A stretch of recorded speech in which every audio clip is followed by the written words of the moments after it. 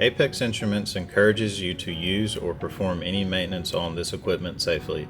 In this video, we may show an icon that conveys a safety hazard or risk that is associated with the operations performed.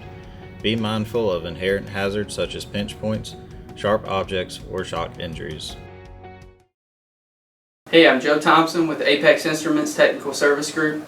I'm going to tell you a little bit about how our booster pumps can be used with consoles that have the E170 electronics package. For consoles with the E170 electronics package, there's an option for the addition of a booster pump. Adding a booster pump is helpful when high vacuum may prevent the console from achieving the desired delta H.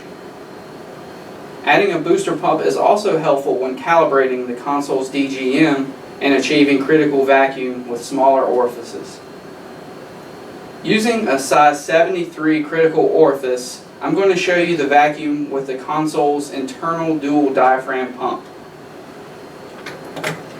So I'll plug my 73 orifice into my sample inlet.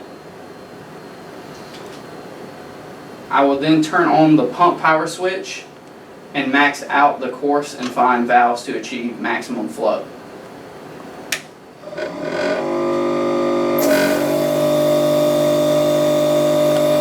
As you can see, the maximum vacuum is around 14 inches.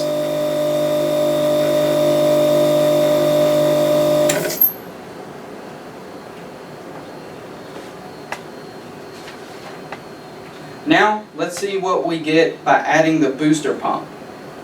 The booster pump will turn on using the same power switch as the console's internal pump. The quick connects will always be color coded to match the vacuum and pressure lines on the console and the booster pump. So we'll see what vacuum we get by adding this booster pump in line.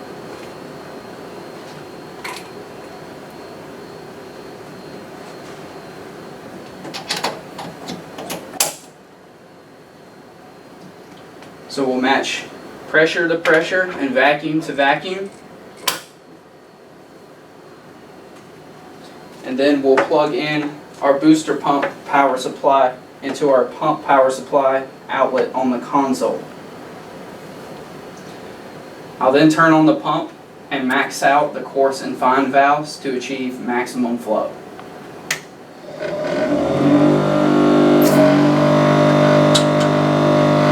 As you can see on our vacuum gauge, the vacuum is now maxed out around 18 inches.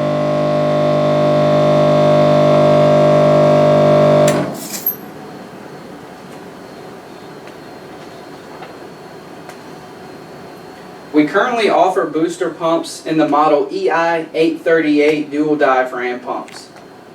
You can also use the 0523 rotary vane pumps that are commonly used by stack testers.